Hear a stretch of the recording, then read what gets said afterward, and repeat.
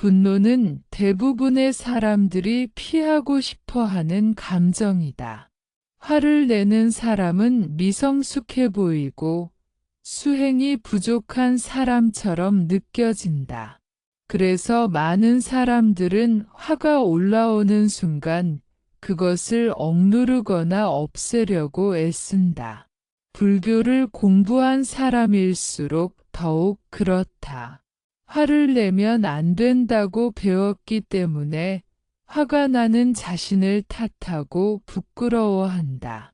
하지만 불교의 가르침은 분노 자체를 죄라고 말하지 않는다.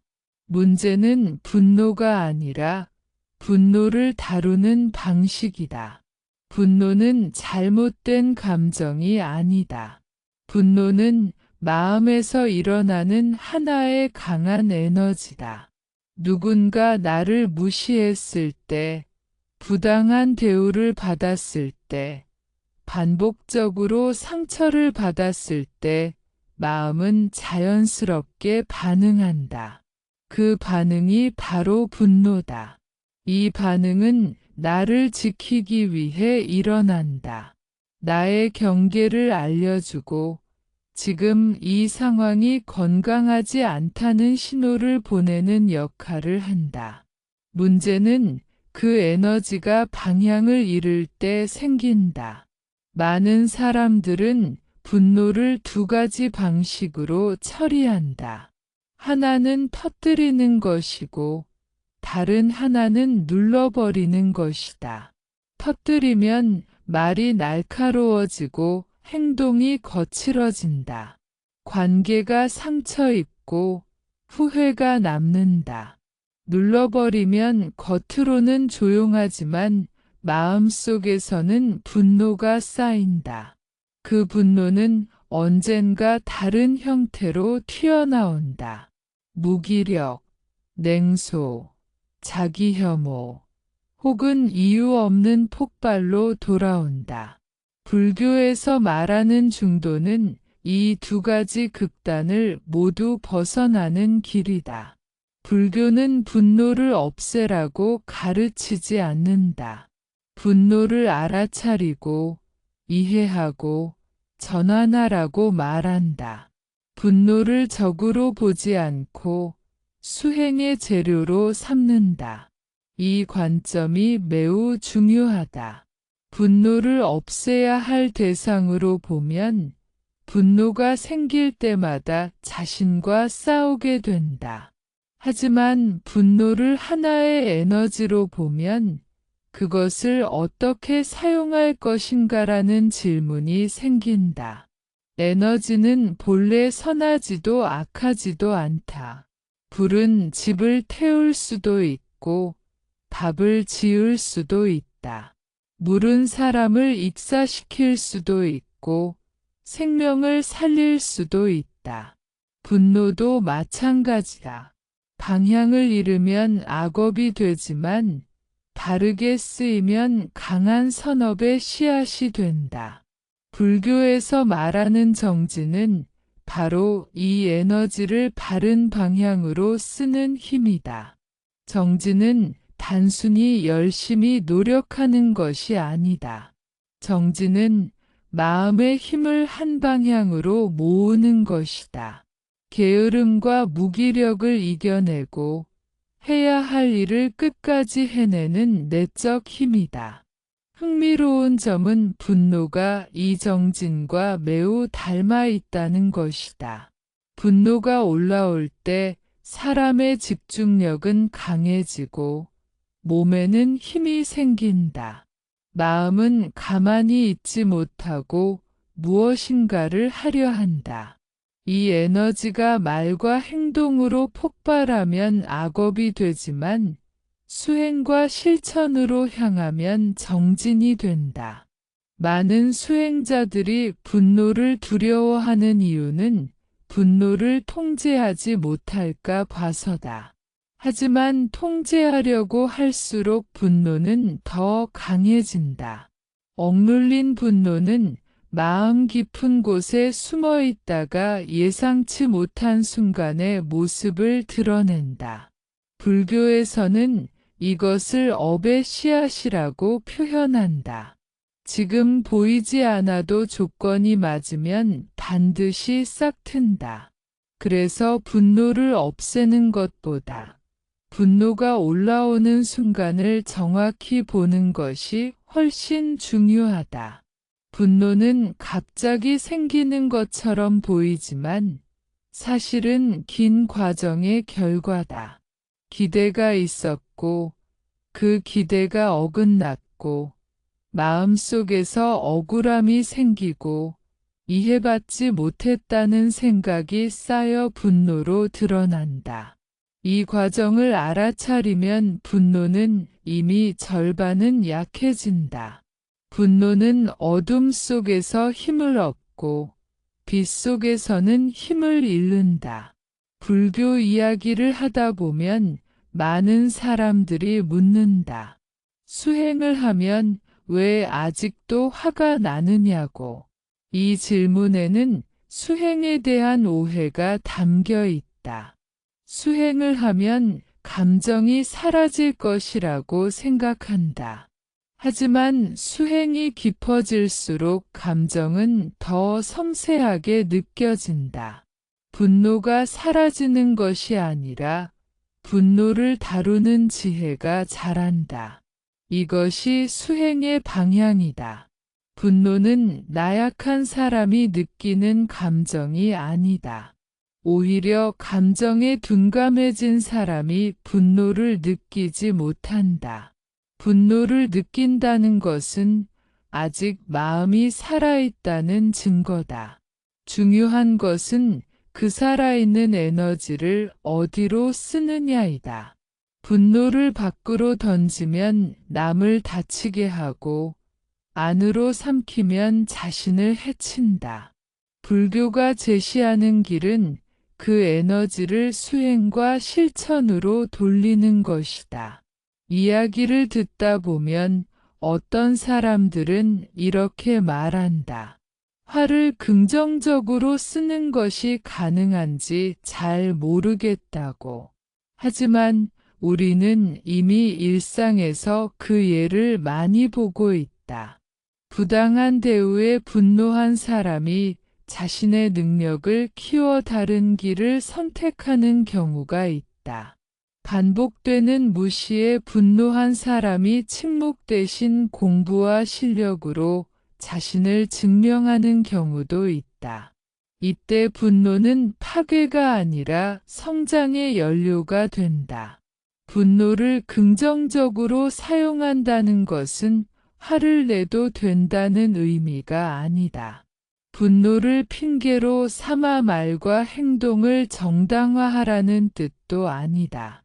분노를 있는 그대로 인정하고 그 에너지를 자신을 단련하는 쪽으로 쓰라는 의미다. 이것은 매우 높은 수준의 수행이다. 그래서 연습이 필요하다.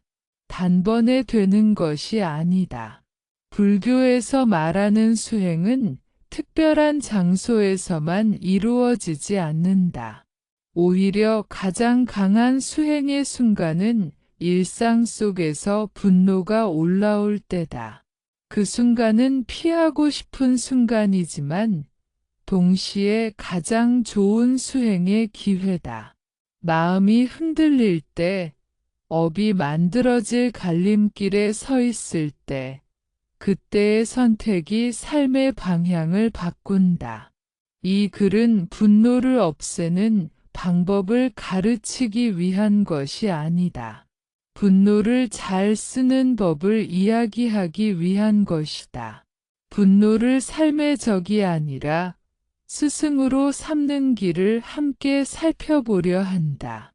분노를 통해 자신을 더 깊이 이해하고 더 단단한 사람으로 성장하는 불교적 지혜를 이야기하려 한다. 분노는 사라지지 않는다. 인간이 살아있는 한 분노는 계속해서 찾아온다. 하지만 분노에 끌려다니는 삶과 분노를 이끌고 가는 삶은 전혀 다르다. 이 차이를 만드는 것이 바로 알아차림과 정진이다. 그리고 그 시작은 분노를 두려워하지 않는 것이다. 분노가 어떻게 삶을 무너뜨리는지를 이해하려면 먼저 우리가 일상에서 분노를 어떻게 사용하고 있는지를 솔직하게 바라볼 필요가 있다. 대부분의 사람들은 자신이 화를 낸다는 사실보다 화를 낸 뒤의 결과를 더 두려워한다. 관계가 멀어질까 봐, 이미지가 나빠질까 봐, 후회가 남을까 봐 분노를 억누른다. 하지만 분노는 억누른다고 사라지지 않는다. 오히려 다른 모습으로 삶 속에 스며든다. 분노가 가장 먼저 망가뜨리는 것은 말이다. 화가 올라오는 순간 말은 생각보다 빠르게 튀어나온다. 마음속에서 한 번도 걸러지지 않은 생각이 그대로 소리가 된다. 그 말은 대부분 날카롭고 단정적이며 상대를 몰아붙이는 힘을 가진다. 말이 이렇게 바뀌는 순간 관계는 이미 상처를 입기 시작한다. 말은 지나가지만 그 말이 남긴 감정은 오래 남는다. 불교에서는 말을 매우 중요하게 다룬다. 말은 단순한 소통 수단이 아니라 업을 짓는 도구이기 때문이다. 분노가 실린 말은 듣는 사람의 마음에 새로운 분노의 씨앗을 심는다. 그 씨앗은 또 다른 말과 행동으로 자라난다. 이렇게 분노는 개인의 감정을 넘어 관계 전체의 분위기를 바꾼다. 한 사람의 화가 공동체의 공기를 탁하게 만드는 것이다. 분노가 반복되면 말뿐만 아니라 태도도 변한다. 얼굴 표정이 굳어지고 몸의 움직임이 거칠어진다. 상대의 말은 더 이상 들리지 않고 자신의 감정만이 중심이 된다. 이때 사람은 자신이 옳다고 느낀다. 분노는 항상 정의의 옷을 입고 나타난다. 내가 화를 내는 이유는 정당하고 상대가 잘못했기 때문에 화가 난다고 믿는다. 이 믿음이 분노를 더 단단하게 만든다. 이 상태가 반복되면 마음에는 하나의 습관이 생긴다. 조금만 불편해도 바로 화로 반응하는 습관이다. 불교에서는 이것을 업의 흐름이라고 말한다. 한 번 만들어진 반응은 다음 반응을 쉽게 만든다.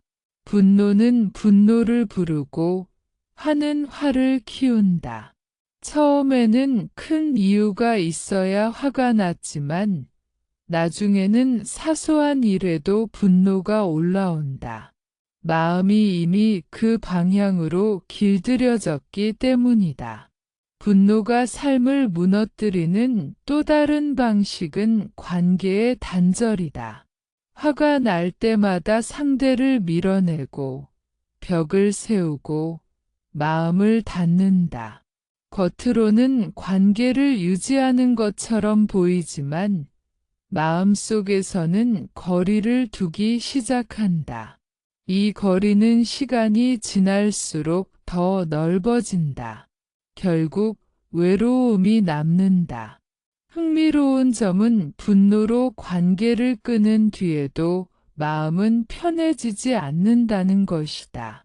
오히려 더 많은 생각과 후회가 생긴다.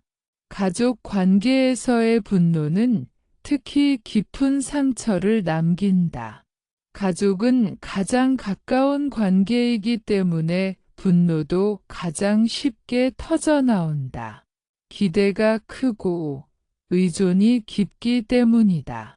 그래서 말은 더 거칠어지고 상처는 더 깊어진다. 화를 내고 나서 미안함이 남지만 사과는 쉽지 않다.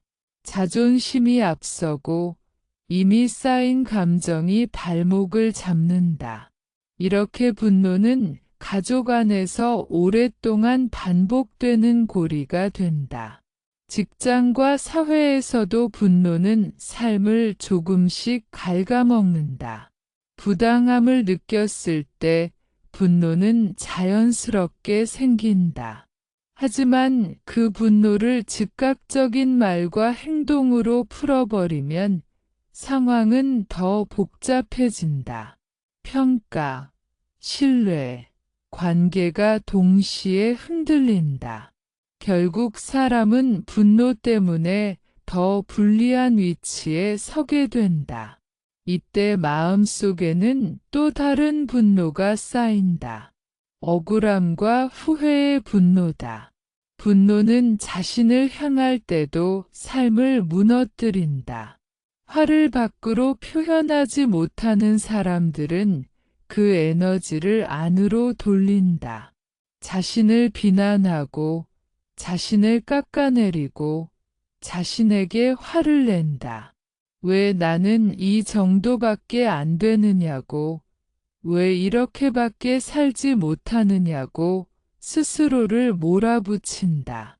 겉으로는 온순해 보이지만 마음속에서는 끊임없는 폭력이 일어난다. 불교에서는 이 상태를 매우 위험하게 본다. 밖으로 드러난 분노보다 안으로 향한 분노가 더 오래 남기 때문이다. 이 분노는 자신감 저하, 무기력, 삶의 의욕 상실로 이어진다. 그리고 어느 순간 이유 없이 터져나온다.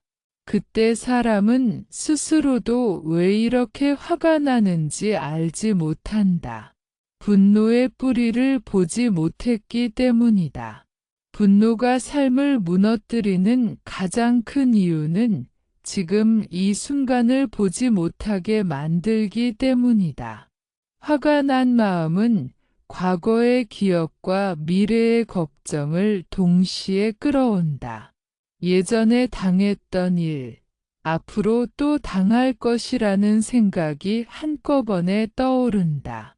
그러면 현재의 상황은 왜곡된다.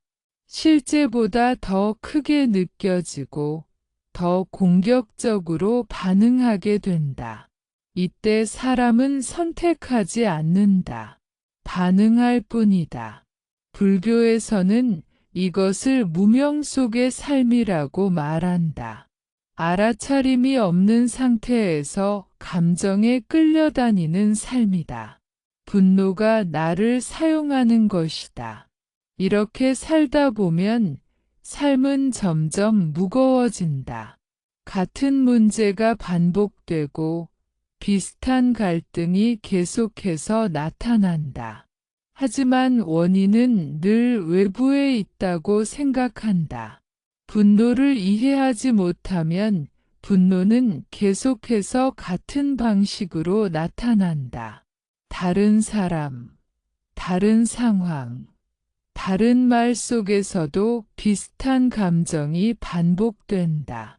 이것이 업의 힘이다. 업은 특별한 것이 아니라 반복된 마음의 습관이다. 분노의 습관은 분노의 삶을 만든다. 그래서 분노를 다루는 것은 단순히 감정을 조절하는 문제가 아니라 삶의 방향을 바꾸는 일이다. 이 글에서 분노의 어두운 면을 길게 이야기하는 이유는 분노를 비난하기 위해서가 아니다.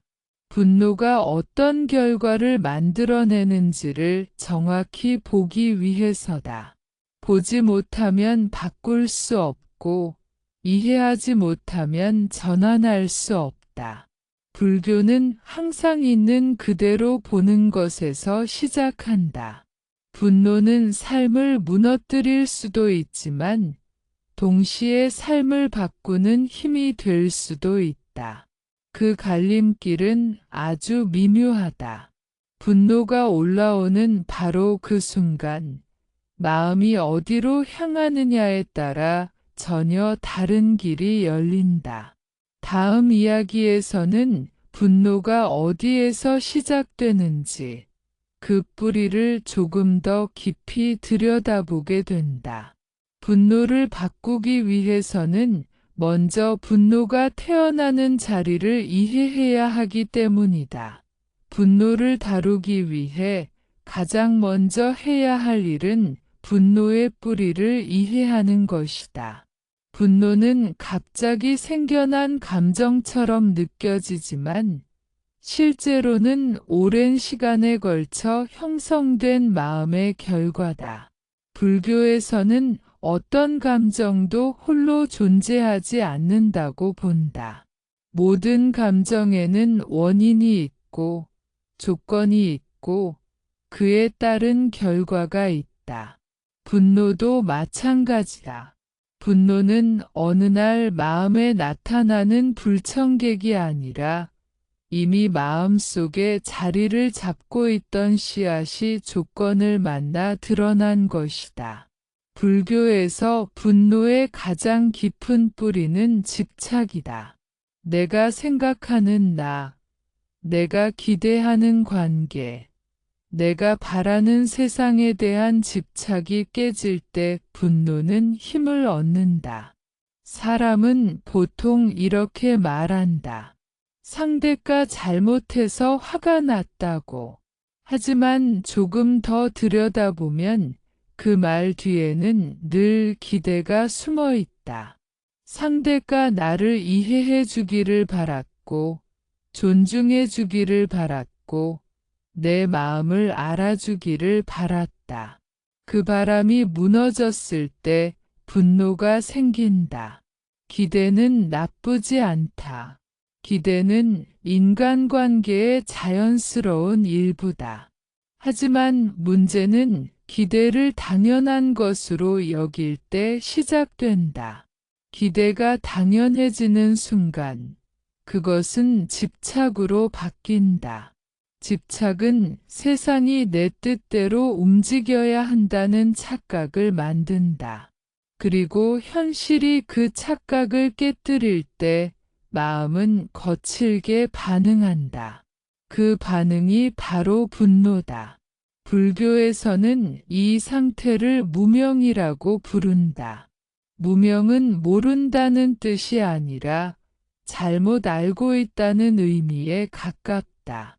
세상은 항상 변하고 사람의 마음은 일정하지 않다는 사실을 알지 못할 때 우리는 변하지 않기를 바라고 고정된 답을 원한다. 그 고정된 기대가 깨질 때 분노는 자연스럽게 생긴다. 그래서 분노는 무명에서 시작된다. 또 하나의 중요한 뿌리는 비교다. 비교는 분노를 아주 쉽게 키운다. 나와 타인을 비교하고 과거의 나와 현재의 나를 비교하고 기대했던 결과와 실제 결과를 비교한다. 비교 속에서 마음은 늘 부족함과 억울함을 느낀다. 왜 나는 이만큼밖에 안 되는지, 왜 저 사람은 저렇게 쉽게 얻는지, 왜 나는 늘 손해를 보는지 이런 생각들이 쌓이면 분노는 점점 단단해진다. 불교에서는 비교 자체를 괴로움의 원인으로 본다. 비교는 언제나 기준을 만들어내고 그 기준에 맞지 않는 현실을 공격하게 만든다. 분노는 그 공격의 감정적 표현이다. 그래서 분노가 잦은 사람일수록 마음속에는 보이지 않는 기준이 많다. 그 기준은 대부분 스스로도 자각하지 못한 채 작동한다.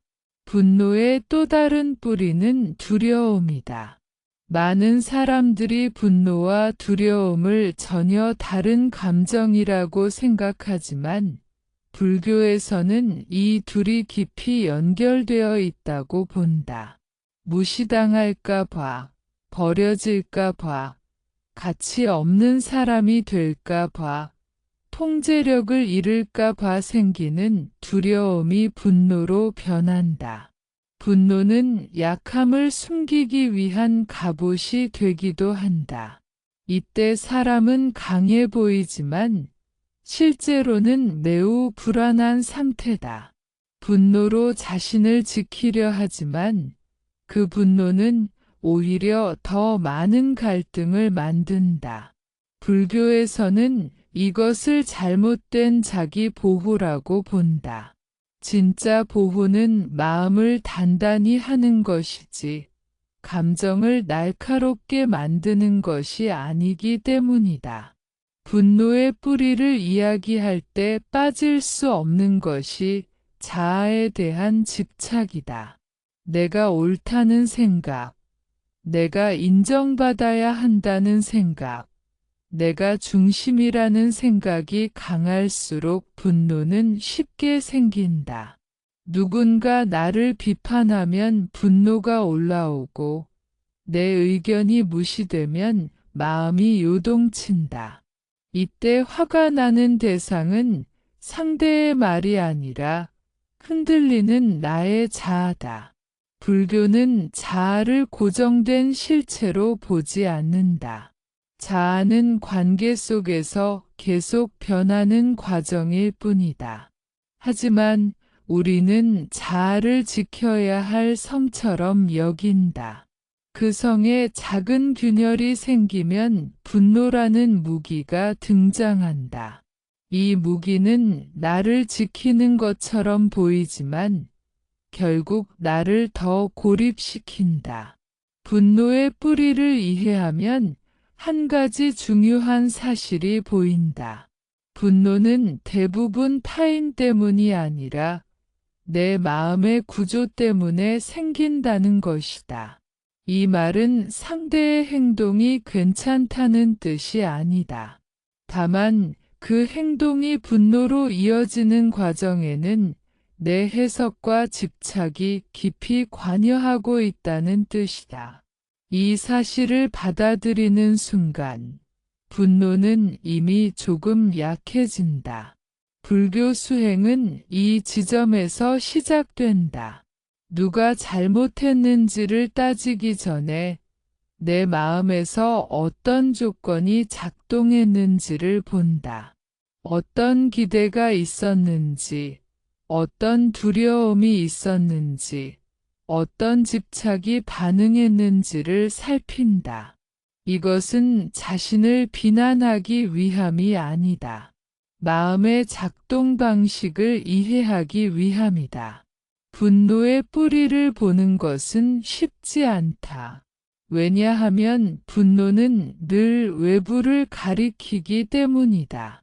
저 사람이 문제고 저 상황이 문제라고 말한다. 하지만 수행자는 시선을 조금 안으로 돌린다. 그 안에서 자신을 괴롭히던 오래된 패턴을 발견한다.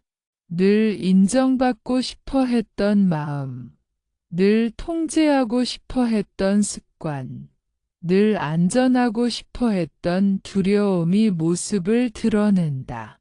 이 과정을 통해 사람은 깨닫게 된다. 분노는 적이 아니라 신호라는 것을, 내 마음 어딘가가 아직 자유롭지 않다는 신호, 아직 집착하고 있다는 신호라는 것을. 이 깨달음은 분노를 없애주지는 않지만 분노와의 관계를 완전히 바꾼다. 분노를 없애려는 싸움은 끝이 없다. 하지만 분노의 뿌리를 이해하면 싸울 필요가 없어진다. 대신 돌볼 수 있게 된다.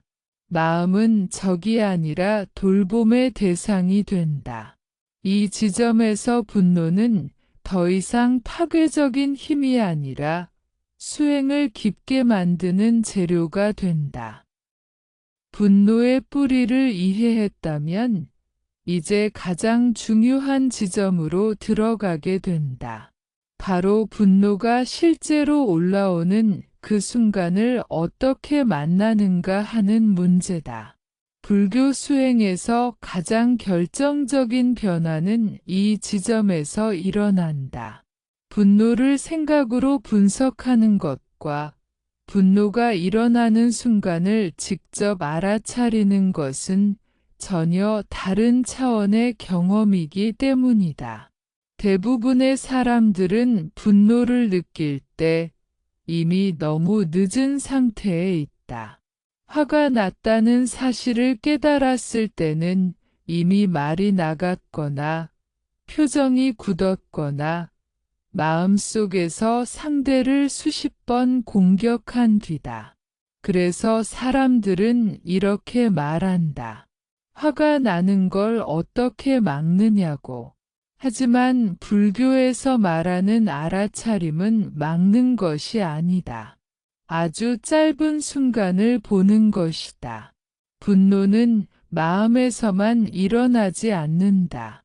항상 몸에서 먼저 신호를 보낸다. 가슴이 답답해지고, 숨이 얕아지고, 턱이 굳어지고, 손에 힘이 들어간다.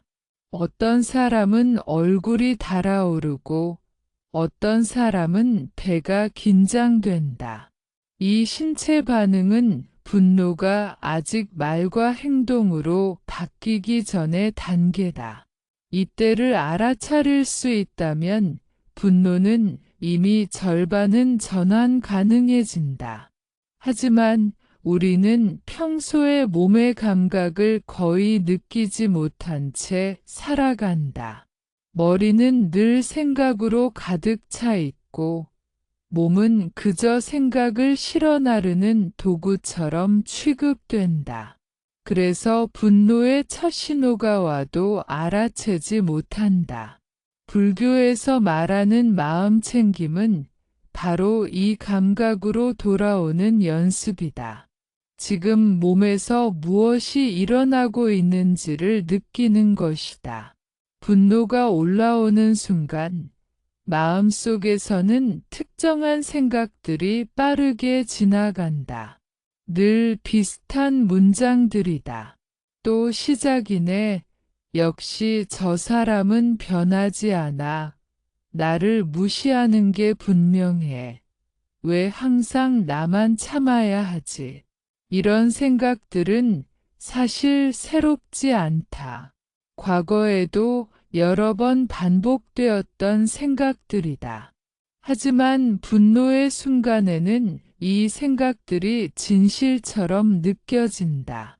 불교에서는 이것을 생각과 동일시된 상태라고 말한다. 생각이 나를 대표하고 생각이 현실을 규정하는 상태다. 이때 분노는 더 커진다. 왜냐하면 생각은 감정에 기름을 붓기 때문이다. 하지만 이 생각들을 한 발짝 떨어져서 바라볼 수 있다면 상황은 달라진다. 생각은 단지 지나가는 마음의 현상일 뿐이라는 것을 알게 되기 때문이다. 알아차림이란 생각을 없애는 것이 아니다. 생각이 일어나고 있음을 아는 것이다. 분노의 순간에 생각을 멈추려고 하면 오히려 더 복잡해진다. 대신 이렇게 마음속으로 조용히 말해본다. 화가 올라오고 있구나. 몸이 긴장하고 있구나. 마음이 방어하고 있구나. 이 한 문장이 분노의 흐름을 끊는 시작이 된다. 이때 중요한 태도가 있다. 분노를 나쁘다고 판단하지 않는 것이다. 많은 사람들이 알아차림을 하면서도 동시에 자신을 비난한다. 왜 또 화를 내냐고, 왜 이 정도도 못 참느냐고 스스로를 몰아붙인다. 하지만 이 태도는 분노 위에 또 다른 분노를 얻는 것과 같다. 불교에서 말하는 알아차림은 따뜻한 관찰이다. 좋고 나쁨을 붙이지 않고 있는 그대로 보는 것이다. 분노를 알아차릴 때 가장 어려운 점은 속도다. 분노는 매우 빠르다. 생각보다 훨씬 빠르게 말과 행동으로 이어진다. 그래서 처음에는 알아차림이 늘 한 박자 늦다. 화를 내고 나서야 깨닫는다. 하지만 이것도 수행이다. 나중에 깨닫는 것에서 시작해서 점점 더 앞당겨지는 것이 수행의 과정이다. 어느 순간에는 말이 나오기 직전에 깨닫게 되고 그 다음에는 몸이 긴장하는 순간에 알아차리게 되고 더 깊어지면 생각이 형성되는 바로 그 찰나를 보게 된다. 이 과정은 자연스럽게 이루어진다. 억지로 당기지 않아도 된다. 중요한 것은 포기하지 않고 계속해서 돌아오는 것이다. 분노를 알아차리는 연습을 하다 보면 한 가지 흥미로운 경험을 하게 된다. 분노가 생각만큼 오래 지속되지 않는다는 사실이다. 분노는 강하지만 짧다. 조건이 유지될 때만 힘을 가진다. 알아차림이라는 빛이 비추어지면 분노는 더 이상 혼자 커지지 못한다. 마치 불이 산소를 잃으면 꺼지는 것처럼 분노도 주의를 잃으면 약해진다. 이때 많은 사람들이 착각하는 것이 있다. 분노를 알아차리면 아무 행동도 하지 말아야 한다고 생각하는 것이다. 하지만 불교 수행은 무기력이 아니다. 알아차림은 행동을 멈추게 하는 것이 아니라 더 지혜로운 행동을 가능하게 한다. 분노에 끌려가는 행동이 아니라 선택된 행동을 하게 만든다. 알아차림이 생기면 아주 짧은 공간이 열린다. 자극과 반응 사이의 공간이다. 이 공간이 바로 자유의 자리다. 이곳에서 사람은 선택할 수 있다.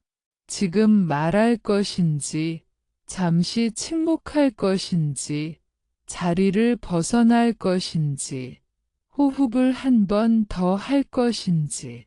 이 작은 선택들이 쌓여 삶의 방향을 바꾼다. 분노를 알아차리는 것은 특별한 사람만 할 수 있는 일이 아니다. 누구나 연습할 수 있다.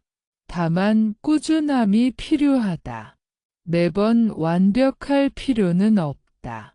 한 번 알아차리고 9번 놓쳐도 괜찮다. 중요한 것은 다시 돌아오는 것이다. 불교에서 수행을 길이라고 부르는 이유가 여기에 있다. 한 번의 깨달음이 아니라 계속해서 걷는 과정이기 때문이다. 분노를 알아차리기 시작하면 삶 전체의 감정 풍경이 달라진다. 화뿐만 아니라 불안, 슬픔, 질투도 더 잘 보이기 시작한다. 감정에 휩쓸리기보다 감정과 함께 있을 수 있는 힘이 생긴다. 이 힘은 억제에서 나오지 않는다. 이해와 친숙함에서 나온다. 분노의 순간을 알아차릴 수 있게 되었을 때, 비로소 분노를 전환할 준비가 된다. 아직 이 단계에서는 분노를 바꾸려 하지 않아도 된다. 그저 놓치지 않고 보는 것으로 충분하다. 보는 힘이 생기면 다음 단계는 자연스럽게 열린다. 분노의 에너지를 다른 방향으로 쓰는 길이 보이기 시작한다. 분노를 알아차리는 연습이 실제 삶에서 어떻게 작동하는지를 이해하기 위해서는 한 사람의 구체적인 이야기를 따라가 보는 것이 도움이 된다. 이 이야기는 특별한 수행자가 아니라 우리 주변에서 흔히 볼 수 있는 사람의 이야기다. 직장에서, 관계 속에서 반복되는 분노를 마주했던 한 사람의 경험이다. 김민수는 서울의 한 중소기업에서 일하는 평범한 직장인이었다. 그는 성실했고 맡은 일을 책임감 있게 해내는 사람이었다. 하지만 그의 마음속에는 늘 쌓여가는 감정이 하나 있었다. 바로 분노였다. 그 분노는 하루아침에 생긴 것이 아니었다. 작은 무시, 반복되는 지적, 공로를 인정받지 못하는 상황들이 조금씩 쌓여 만들어진 감정이었다. 김민수가 가장 힘들어했던 것은 상사의 말투였다. 회의 자리에서 그의 의견은 자주 끊겼고 비슷한 말을 한 동료의 의견은 칭찬받는 일이 반복되었다. 그때마다 민수의 마음속에는 뜨거운 무언가가 올라왔다. 처음에는 그냥 참았다. 직장에서는 감정을 드러내면 안 된다고 배워왔기 때문이다. 하지만 참는 시간이 길어질수록 마음은 더 무거워졌다. 어느 날 회의 중에 상사는 민수의 보고를 듣다가 이렇게 말했다. 이건 다시 정리해서 와요. 너무 기본이 안 돼 있네. 그 말은 특별히 욕설도 아니었고 다른 사람들도 듣던 말이었다. 하지만 그 순간 민수의 몸은 즉각 반응했다. 가슴이 답답해지고 얼굴이 뜨거워지고 손에 힘이 들어갔다. 마음속에서는 아주 빠른 속도로 생각들이 지나갔다. 또 나야. 항상 나만 문제야. 내가 만만한가? 예전 같았으면 민수는 그 생각을 그대로 붙잡고 하루 종일 끌고 갔을 것이다. 퇴근 후에도 그 장면을 떠올리며 분노를 곱씹었을 것이다. 집에 와서도 말수가 줄고 스스로를 깎아내리며 잠들었을 것이다. 하지만 이때 민수는 이전과 조금 다른 선택을 하게 된다. 몇 달 전, 그는 우연히 분노를 다루는 불교 강연을 들은 적이 있었다.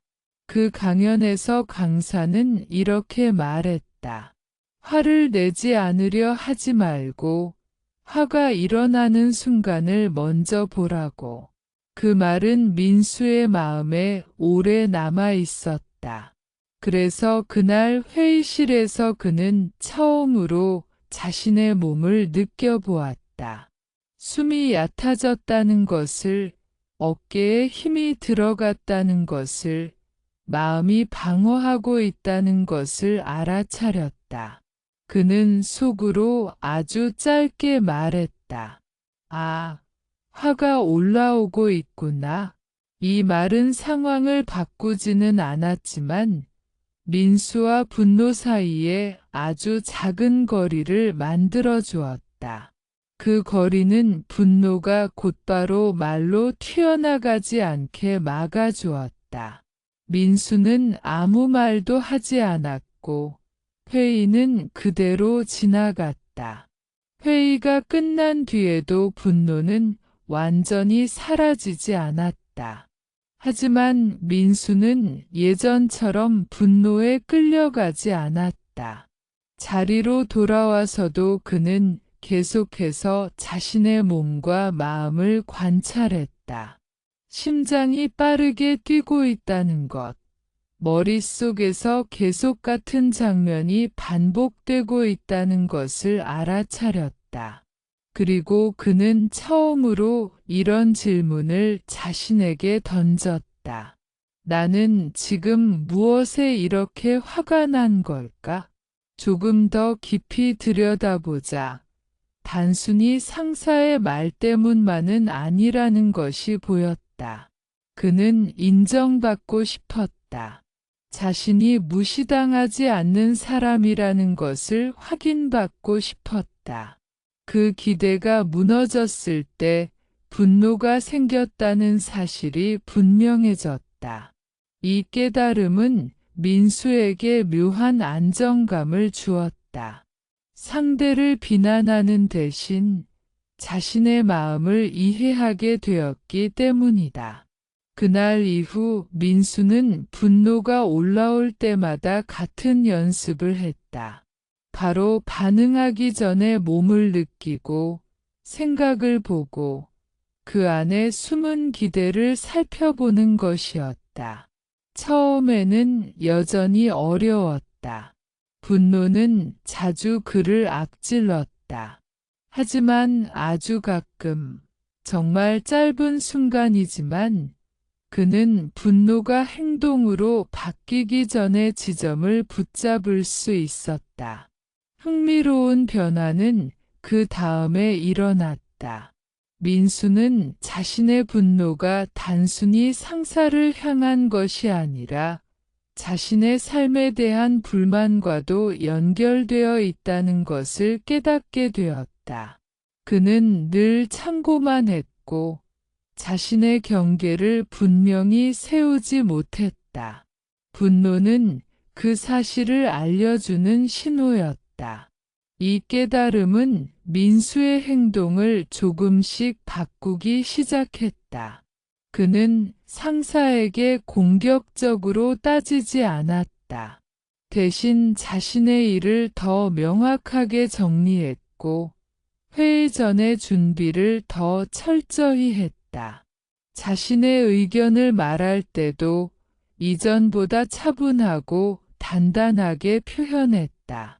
놀랍게도 상사의 태도도 서서히 달라졌다. 민수를 대하는 말투가 조금씩 달라졌고 그의 의견을 끝까지 듣는 순간들이 늘어났다. 이 변화는 분노를 억눌러서 생긴 것이 아니었다.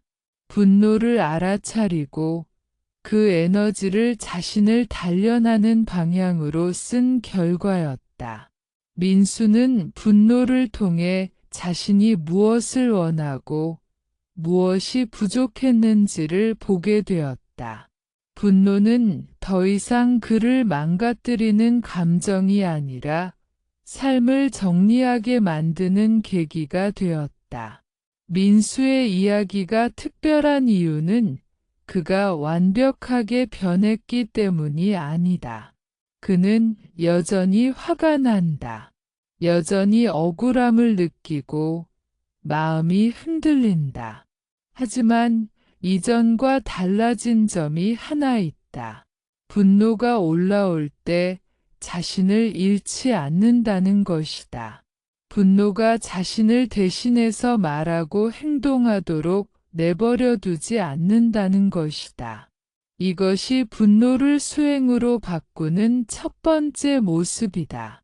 분노를 없애는 것이 아니라 분노가 나를 끌고 가지 못하게 하는 것이다. 민수는 이 과정을 통해 한 가지를 분명히 알게 되었다.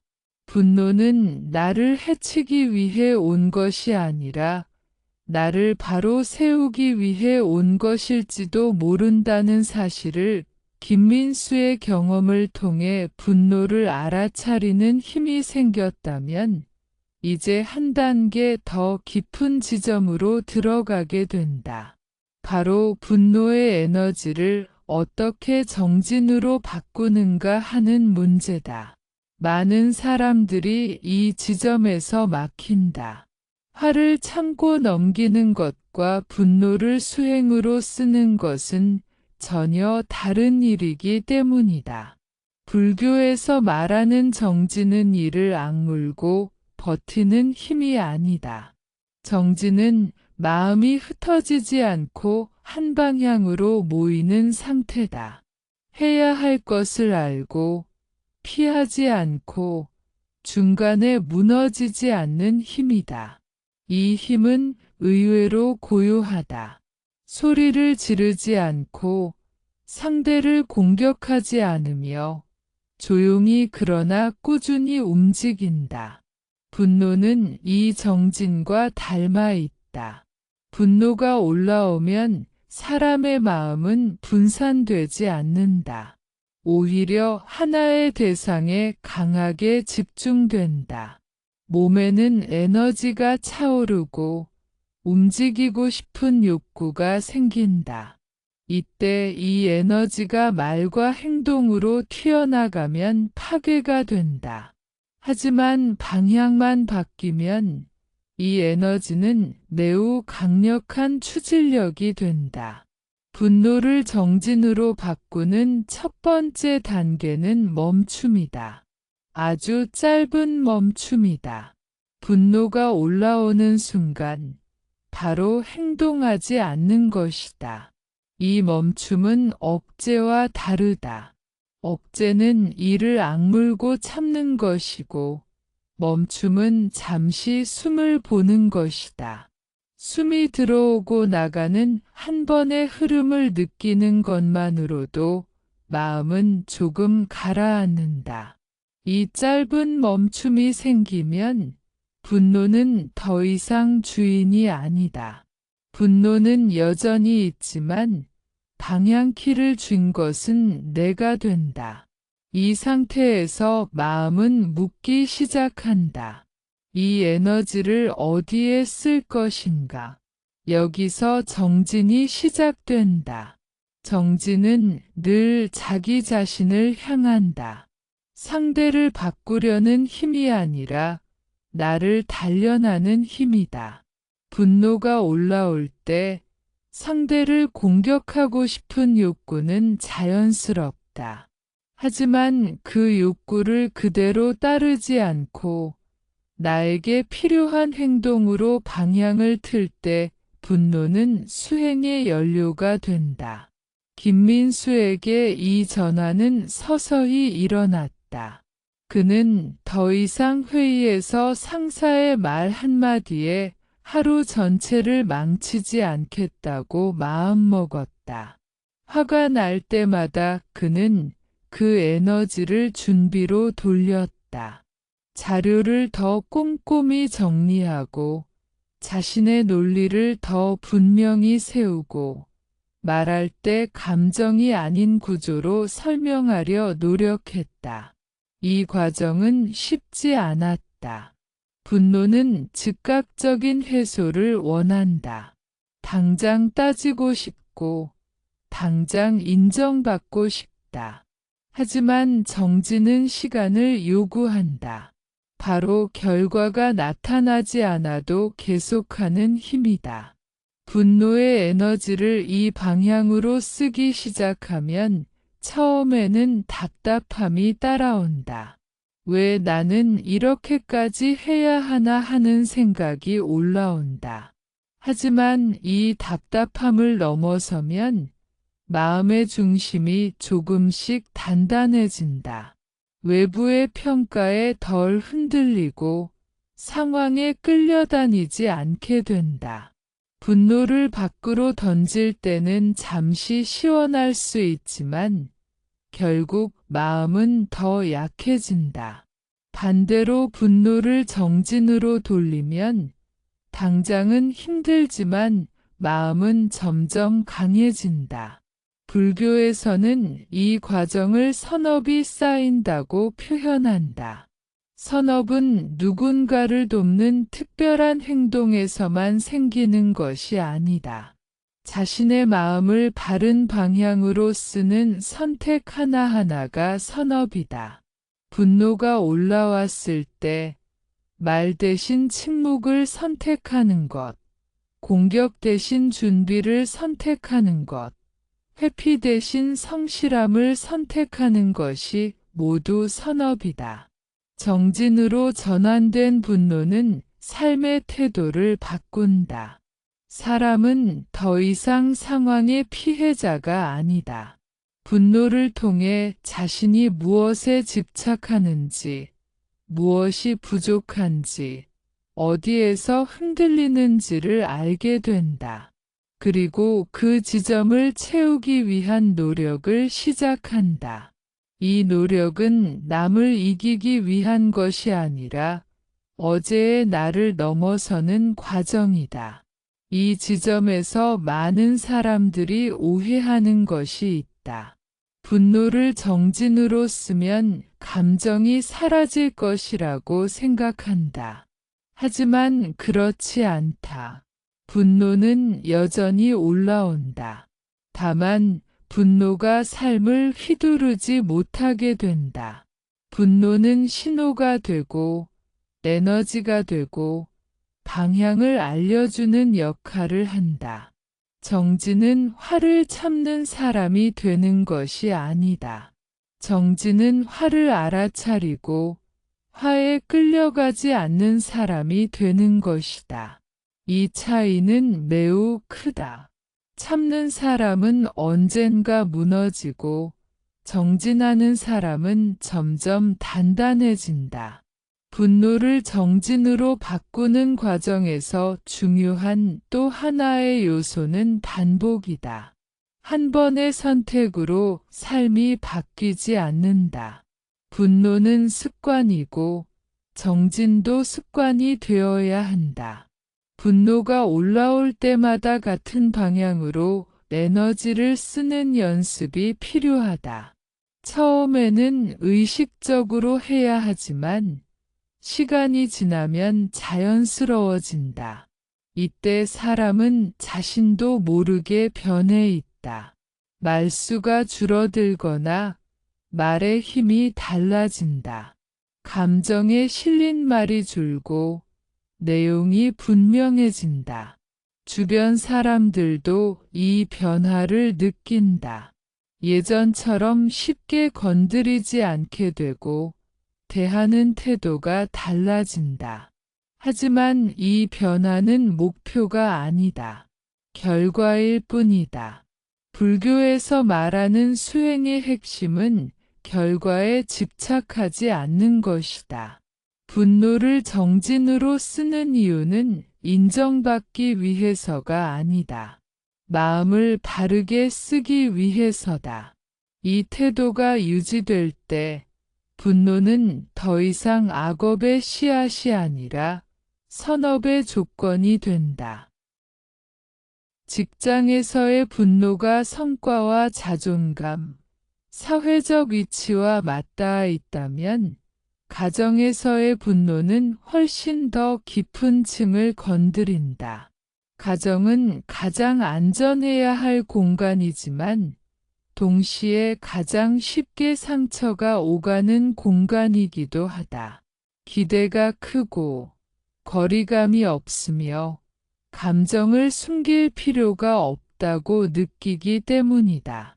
그래서 가정에서의 분노는 종종 가장 솔직한 얼굴로 드러난다. 이지은은 결혼 8년 차의 평범한 주부였다. 두 아이를 키우며 가사와 육아를 책임지고 있었고 남편은 바쁜 직장 생활로 집에 늦게 들어오는 날이 많았다. 겉으로 보기에는 특별한 문제가 없는 가정처럼 보였지만 지은의 마음속에는 오랫동안 쌓여온 감정이 있었다.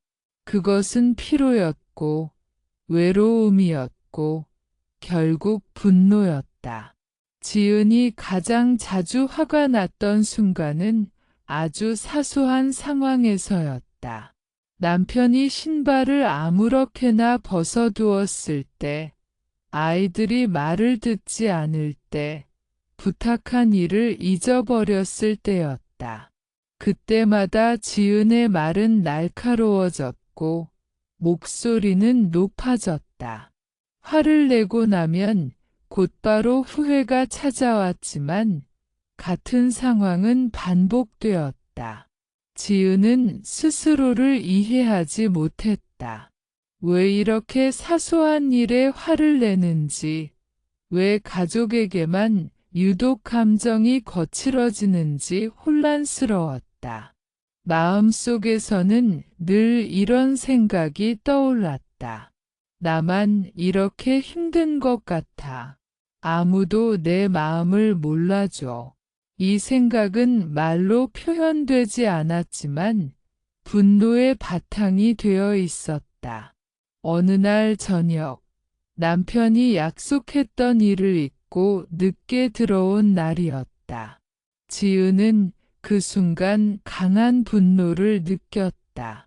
가슴이 꽉 막히는 느낌과 함께 말이 튀어나오려는 찰나였다. 그런데 그날은 이상하게도 몸이 먼저 반응했다. 어깨가 굽고 숨이 가빠지는 것이 느껴졌다. 지은은 잠시 말을 멈췄다. 몇 주 전, 지은은 지인의 권유로 짧은 불교 명상 수업을 들은 적이 있었다. 그곳에서 배운 것은 아주 단순한 것이었다. 감정이 올라오면 바로 말하지 말고 몸을 느껴보라는 것이었다. 그날 저녁, 지은은 처음으로 그 말을 떠올렸다. 숨이 얕아졌다는 것, 배에 힘이 들어갔다는 것, 마음이 방어하고 있다는 것을 느꼈다.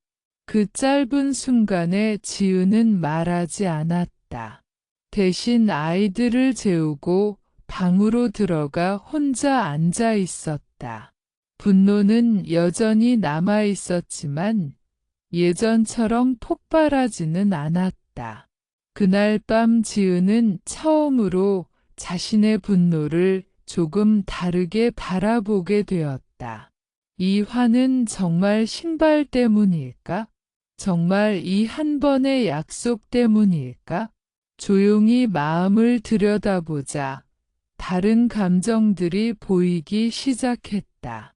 하루 종일 쉬지 못한 피로, 누구에게도 고맙다는 말을 듣지 못한 서운함, 혼자서 모든 걸 책임지고 있다는 외로움이 그 아래에 깔려 있었다. 분노는 그 감정들이 더 이상 버티지 못하고 밖으로 나온 형태였다. 이 깨달음은 지은의 태도를 바꾸기 시작했다. 그는 분노를 억누르려 하지 않았다. 대신 분노가 올라올 때마다 그 아래에 무엇이 있는지를 살폈다. 나는 지금 화가 난 걸까? 아니면 지친 걸까? 나는 공격하고 싶은 걸까? 아니면 위로받고 싶은 걸까? 이 질문들은 분노의 방향을 바꾸는 힘을 가졌다. 지은은 어느 순간부터 분노를 말로 풀기보다 행동으로 풀기 시작했다. 완벽하게 하려던 가사를 조금 내려놓았고 혼자만의 시간을 짧게라도 확보하려 노력했다. 남편에게도 비난이 아닌 상태 설명으로 자신의 마음을 전했다. 요즘 많이 지치고 혼자라는 느낌이 들 때가 많다고 말했다.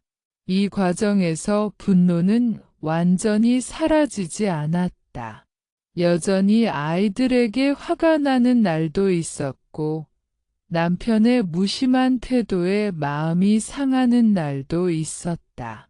하지만 이전과 달라진 점은 분노가 곧바로 관계를 깨뜨리지 않는다는 것이었다. 분노는 멈추어 서게 만들었고 자신을 돌아보게 만들었다. 불교에서는 가정에서의 수행이 가장 어렵다고 말한다. 가장 가까운 사람에게는 가장 오래된 업이 작동하기 때문이다. 습관적인 기대, 역할에 대한 집착, 당연하다는 생각들이 깊이 얽혀 있다. 그래서 가정에서의 분노를 전환하는 것은 매우 깊은 수행이 된다. 지은은 분노를 통해 자신이 얼마나 오랫동안 참고 있었는지를 알게 되었다. 그리고 참는 것이 수행이 아니라는 것도 깨닫게 되었다. 수행은 감정을 없애는 것이 아니라 감정에 정직해지는 것이라는 사실을 조금씩 이해하게 되었다. 분노를 인내로 바꾼다는 것은 무조건 참는다는 의미가 아니다. 그것은 감정을 이해하고 적절한 방식으로 표현하며 행동으로 삶을 조정하는 것이다. 지은에게 인내는 침묵이 아니라 스스로를 돌보는 선택이었다. 그리고 그 선택은 관계를 조금씩 부드럽게 만들었다. 이 이야기는 가정에서 분노를 느끼는 모든 사람의 이야기이기도 하다. 가족에게 화를 내고 나서 괴로워했던 마음, 이해받지 못한다고 느꼈던 순간들, 그 모든 경험은 수행의 자리가 될 수 있다. 분노는 그 자리를 알려주는 신호다. 분노를 멈추는 데 익숙해지고 그 에너지를 정진으로 돌릴 수 있게 되면 삶은 새로운 질문을 던지기 시작한다. 이 분노를 어디까지, 어떤 방향으로 써야 하는가 하는 질문이다. 여기서 불교가 말하는 선업의 관점이 중요해진다. 선업은 단순히 착한 일을 많이 하는 것을 의미하지 않는다. 선업은 마음의 방향이 자신과 타인 모두에게 이로울 때 만들어진다. 분노를 선업으로 이어가려면 먼저 기준이 필요하다. 이 행동이 나와 타인 모두에게 어떤 결과를 가져올 것인지 살펴보는 기준이다. 분노가 올라왔을 때 즉각적인 해소를 선택하면 잠깐은 시원할 수 있지만 관계에는 상처가 남는다. 반대로 분노를 외면하고 무조건 참으면 관계는 유지되는 것처럼 보이지만 마음은 점점 메말라간다. 선업의 기준은 이 두 가지 극단을 벗어나는 데 있다. 분노를 선업으로 쓰는 첫 번째 방식은 말을 줄이는 것이다. 화가 날수록 사람은 말을 더 많이 하고 싶어진다. 설명하고 싶고, 따지고 싶고, 이해시키고 싶어진다. 하지만 분노가 실린 말은 대부분 상대의 마음을 닫게 만든다. 이때 침묵은 회피가 아니라 선택이 된다. 지금은 말할 때가 아니라는 판단은 매우 지혜로운 행위다. 침묵은 분노를 억누르는 것이 아니다. 침묵은 분노가 지나갈 공간을 만드는 것이다. 말하지 않음으로써 더 큰 업을 짓지 않는 선택. 이것은 분명한 선업이다. 불교에서는 이처럼 하지 않음의 공덕을 매우 중요하게 여긴다. 해치지 않는 것, 덜어내는 것 역시 수행이기 때문이다. 분노를 선업으로 쓰는 또 다른 방식은 행동으로 옮기는 것이다. 말로 풀지 못한 에너지를 삶을 정리하는 행동으로 돌리는 것이다. 관계에서 반복적으로 화가 나는 지점이 있다면 그 관계의 구조를 살펴본다. 역할이 과도하게 쏠려 있는지, 경계가 무너져 있는지, 기대가 말로 표현되지 않았는지를 본다. 그리고 그 구조를 조금씩 조정한다. 이 과정에서 분노는 연민으로 바뀌기 시작한다. 연민은 상대를 불쌍히 여기는 감정이 아니다. 연민은 나와 타인이 모두 조건 속에서 행동하고 있다는 이해에서 나온다. 상대의 말과 행동 뒤에 있는 두려움과 무지를 볼 수 있을 때 마음은 덜 날카로워진다. 이 이해는 분노를 약하게 만들고 책임 있는 행동을 가능하게 한다. 책임감은 분노와 잘 어울리는 감정이다. 분노가 모든 것을 부수려 할 때, 책임감은 그 에너지를 붙잡아 삶을 세운다. 지금 이 감정으로 무엇을 지킬 것인가, 무엇을 바꿀 것인가를 묻게 한다. 이 질문이 생길 때 분노는 더 이상 파괴적이지 않다. 오히려 상황을 바로잡는 힘이 된다. 분노를 선업으로 전환하는 데 있어 중요한 또 하나의 요소는 반복되는 연습이다. 한 번의 깨달음으로 모든 분노가 바뀌지는 않는다. 분노는 오래된 습관이기 때문이다. 그래서 불교에서는 끊임없는 닦음이라는 표현을 쓴다. 같은 상황에서 이전과 다른 선택을 하는 것, 그 작은 차이가 업의 방향을 바꾼다. 이 과정에서 사람은 점점 자신의 분노를 신뢰하게 된다. 분노를 두려워하지 않고 분노가 알려주는 메시지를 듣게 된다. 어디에서 상처받았는지, 어디에서 자신을 잃고 있는지, 무엇을 더 이상 외면할 수 없는지를 분노는 솔직하게 드러낸다. 이 솔직함을 삶에 반영할 때 분노는 가장 정직한 스승이 된다. 불교에서 말하는 선업은 결과보다 과정에 더 가깝다. 결과가 좋았는지 나빴는지는 모든 조건이 맞아떨어진 뒤에야 알 수 있다. 하지만 과정에서 마음이 어떤 방향을 향했는지는 지금 이 순간에도 분명하다. 분노를 통해 누군가를 상처 입히려 했는지, 아니면 자신과 타인의 고통을 줄이려 했는지가 선업과 악업을 가른다. 분노를 선업으로 쓰는 삶은 감정이 없는 삶이 아니다. 오히려 감정에 더 민감한 삶이다. 작은 불편도 그냥 넘기지 않고 마음의 움직임을 소중히 여긴다. 그래서 더 일찍 조정하고 더 적게 상처를 남긴다. 이것은 매우 현실적인 지혜다.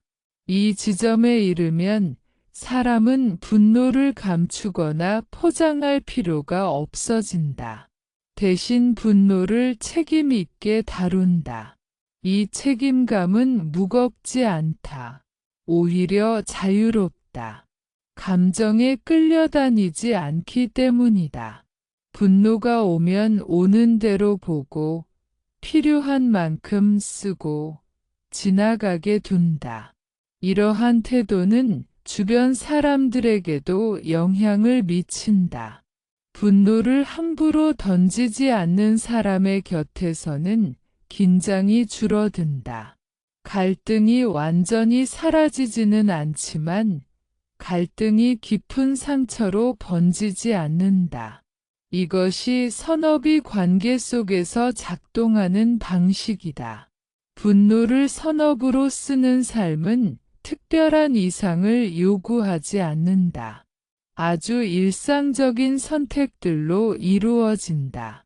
한 번 더 숨을 쉬는 것, 한마디를 줄이는 것, 오늘 할 일을 성실히 마치는 것, 자신의 상태를 솔직하게 인정하는 것. 이 작은 선택들이 모여 삶의 방향을 바꾼다. 분노와 함께 성숙해진다는 것은 더 이상 분노를 없애야 할 적으로 보지 않는다는 의미다.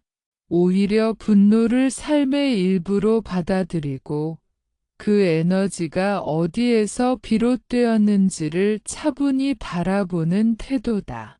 이 단계에 이르면 사람은 분노를 다루기 위해 애쓰지 않는다.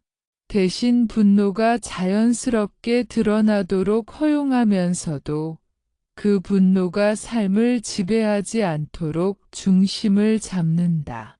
이 중심은 오랜 시간 쌓인 마음의 근력에서 나온다.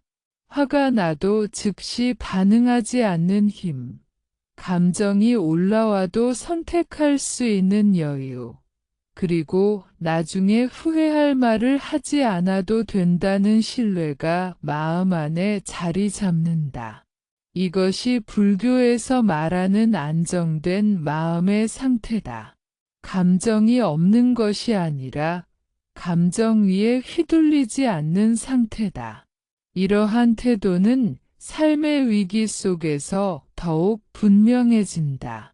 예상치 못한 오해, 억울한 평가, 반복되는 무시와 같은 상황에서 분노는 강하게 올라온다. 이때 분노를 억누르려 하면 오히려 더 커진다. 반대로 분노를 그대로 쏟아내면 관계는 돌이킬 수 없게 된다. 이 사이에서 길을 찾는 것이 수행이다. 이 길은 아주 단순한 질문에서 시작된다. 지금 이 분노가 나에게 무엇을 지키라고 말하고 있는가라는 질문이다. 이 질문을 던지는 순간, 분노는 방향을 잃지 않는다. 공격이 아니라 보호의 에너지로 전환되기 때문이다. 자신을 지키기 위해 필요한 행동과 그렇지 않은 행동이 구분되기 시작한다. 분노가 성숙해지면 사람은 경계를 세우는데 죄책감을 느끼지 않는다. 경계는 차단이 아니라 건강한 거리이기 때문이다. 불교적 관점에서 보면 경계는 자비의 또 다른 형태다. 상대를 미워하지 않으면서도 스스로를 소진시키지 않는 방법이기 때문이다. 분노는 이 경계가 필요하다는 신호로 작용한다. 이 단계에서는 분노가 삶의 방향을 점검하는 나침반이 된다. 반복해서 화가 나는 지점은 늘 같은 곳을 가리킨다.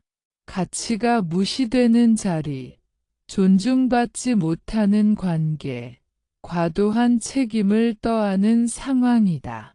이 신호를 무시하지 않고 삶을 조정할 때 분노는 점점 잦아들고 마음은 단단해진다.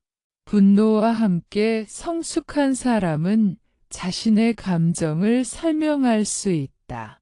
소리를 높이지 않고도 불편함을 말할 수 있고 공격하지 않고도 단호해질 수 있다. 이 능력은 하루아침에 생기지 않는다. 수많은 실패와 반성을 거쳐 조금씩 길러진다. 그 과정 자체가 정진이며 이미 선업이다. 불교에서는 마음을 다스리는 가장 깊은 수행으로 알아차림을 말한다. 알아차림은 감정을 바꾸려 하지 않고 있는 그대로 보는 것이다. 분노를 알아차릴 수 있을 때 분노는 자동 반응이 아니라 선택 가능한 에너지가 된다. 이 선택 가능성이 삶의 자유를 넓힌다. 이 자유는 타인에게도 전달된다. 감정적으로 안정된 사람과 함께 있으면 상대도 자연스럽게 차분해진다. 분노가 오가던 관계에서도 대화의 여지가 생긴다. 이것은 말을 잘해서가 아니라 마음의 파장이 달라졌기 때문이다. 불교에서는 이를 마음이 마음을 감화시킨다고 표현한다. 분노를 잘 쓰는 사람은 자신의 상처를 부끄러워하지 않는다. 상처가 있었기에 분노가 생겼고 그 분노를 통해 자신을 더 잘 알게 되었기 때문이다. 이 이해는 자기 연민으로 흐르지 않고 자기 존중으로 이어진다. 자신을 존중하는 사람은 타인을 함부로 대하지 않는다. 이 지점에서 분노는 더 이상 문제의 중심이 아니다. 삶의 태도가 중심이 된다. 감정이 올라와도 삶의 방향을 잃지 않는 태도, 순간의 감정보다 긴 호흡의 가치를 선택하는 태도, 지금의 선택이 어떤 업을 남길지를 고려하는 태도다. 이 태도가 쌓이면 삶은 점점 단순해진다. 분노와 함께 살아간다는 것은 완벽해진다는 뜻이 아니다. 여전히 화가 나고 여전히 흔들린다. 다만 예전보다 빨리 돌아온다. 감정에 빠져 헤매는 시간이 짧아진다. 이것이 수행의 결과다. 극적인 변화가 아니라 회복의 속도가 달라지는 것이다. 이제 분노는 삶의 적이 아니라 동반자가 된다. 조심스럽게 다뤄야 하지만 잘 활용하면 삶을 바로 세워주는 힘이다. 불교가 말하는 중도의 길은 바로 이런 삶이다. 억누르지도 않고 방치하지도 않는 길이다. 분노를 끌어안고도 흔들리지 않는 마음의 자리다. 이 마음의 자리는 연습할수록 깊어진다. 오늘의 분노를 오늘 안에 소화하려는 노력, 내일로 미루지 않으려는 정직함, 그리고 스스로에게 조금 더 친절해지려는 선택이 그 자리를 단단하게 만든다. 이 모든 과정이 이미 수행이며 선한 업의 흐름 속에 있다. 분노를 평생의 길 위에 놓아두고 살아간다는 것은 특별한 각오를 의미하지 않는다. 그것은 매일의 삶을 조금 더 정직하게 바라보겠다는 태도에 가깝다. 아침에 일어나 몸의 상태를 느끼듯 하루를 시작하며 마음의 상태를 살핀다. 이미 피곤한지, 어딘가 예민한지, 혹은 이유 없이 마음이 무거운지를 알아차린다.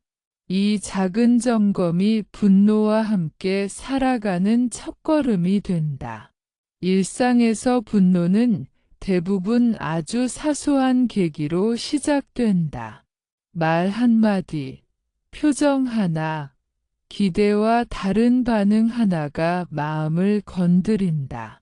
이때 중요한 것은 분노의 크기가 아니라 반응의 방향이다.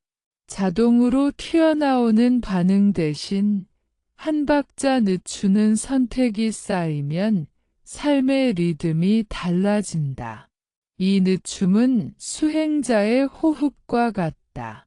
짧지만 분명한 공간을 만들어준다. 분노를 평생 다루는 사람은 자신의 한계를 인정한다. 언제나 평온할 수 없다는 사실, 때로는 잘 다루지 못할 수도 있다는 사실을 받아들인다. 이 인정은 포기가 아니라 겸손이다. 겸손은 다시 돌아올 수 있는 힘을 준다. 실수해도 다시 호흡으로 돌아오고 알아차림으로 돌아온다. 이 돌아옴이 반복되면서 마음은 점점 단단해진다. 삶의 어느 순간에는 분노가 크게 요동치는 시기가 온다.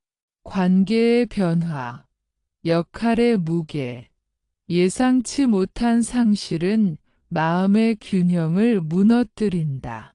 이때 분노를 없애려 애쓰면 오히려 더 깊은 좌절이 생긴다. 대신 지금 이 시기에 분노가 많아질 수밖에 없다는 사실을 인정한다. 조건이 그러하다는 이해는 스스로를 덜 몰아붙이게 한다. 불교에서는 모든 마음이 조건에 의해 생긴다고 말한다. 분노 역시 예외가 아니다. 피로, 기대, 두려움, 과거의 기억이 모여 분노를 만든다. 이 사실을 이해하면 분노는 개인의 결함이 아니라 현상의 하나로 보인다. 이렇게 바라볼 수 있을 때 분노에 대한 집착이 느슨해진다. 분노와 함께 살아가는 삶에서는 자신을 돌보는 시간이 중요해진다. 충분히 쉬지 못한 마음은 작은 자극에도 쉽게 불타오른다. 휴식은 게으름이 아니라 수행의 일부다. 몸을 돌보는 것은 마음을 돌보는 길이며, 마음을 돌보는 것은 업을 맑히는 길이다. 이 연결을 이해하면 삶의 우선순위가 조금씩 달라진다. 이 단계에 이르면 사람은 분노를 삶의 스승으로 받아들인다. 분노가 찾아올 때마다 무엇이 어긋나 있는지를 알려주는 신호로 삼는다. 일의 속도가 지나치게 빠른지, 관계에서 자신을 지나치게 낮추고 있는지, 혹은 감당할 수 없는 책임을 떠안고 있는지를 살핀다. 그리고 가능한 범위에서 조정한다. 조정은 항상 큰 결단을 요구하지 않는다. 작은 변화로도 충분하다. 하루의 일정을 조금 줄이거나 하지 않아도 되는 부탁에 정중히 거절하거나 혼자만의 시간을 확보하는 것만으로도 분노의 빈도는 줄어든다. 이 작은 선택들이 쌓여 삶의 질을 바꾼다. 분노를 평생 다루는 사람은 타인의 분노에도 덜 흔들린다. 상대의 날선 말 뒤에 있는 고통을 보기 때문이다. 그렇다고 모든 것을 받아들이지는 않는다. 이해와 수용은 다르다는 것을 알기 때문이다. 이해는 마음의 태도이고 수용은 행동의 선택이다. 이 구분이 분명할수록 관계는 건강해진다. 불교적 삶에서 중요한 것은 완성보다 지속이다. 분노를 완전히 극복하는 날을 기다리지 않는다. 대신 오늘의 분노를 어떻게 다뤘는지를 돌아본다. 조금 더 알아차렸는지, 조금 덜 상처를 남겼는지, 조금 더 책임있게 행동했는지를 살핀다. 이 하루의 점검이 삶 전체를 이끈다. 이러한 삶은 조용하다. 겉으로 드러나는 변화는 크지 않을 수 있다. 하지만 내면에서는 분명한 변화가 일어난다. 감정에 끌려다니지 않는 안정감, 스스로를 신뢰하는 마음, 그리고 어떤 감정이 와도 다시 돌아올 수 있다는 확신이 자리 잡는다. 분노를 긍정적으로 사용하는 삶의 끝에는 특별한 결론이 없다. 다만 계속되는 길이 있을 뿐이다. 매일의 삶 속에서 분노를 보고, 듣고, 이해하며, 필요할 때는 행동으로 옮기고, 필요할 때는 내려놓는다. 이 반복 속에서 마음은 점점 맑아진다. 이것이 분노를 정진으로 바꾸는 삶이다. 분노를 없애려 하지 않고 분노에 끌려가지도 않으며 분노와 함께 바른 길을 걷는 삶이다. 이 길 위에서 사람은 조금씩 자유로워진다. 감정에서 자유로워지고 관계에서 자유로워지고 결국 자기 자신에게서도 자유로워진다. 이 자유는 멀리 있지 않다. 지금 이 순간 분노를 알아차리는 그 자리에서 이미 시작되고 있다.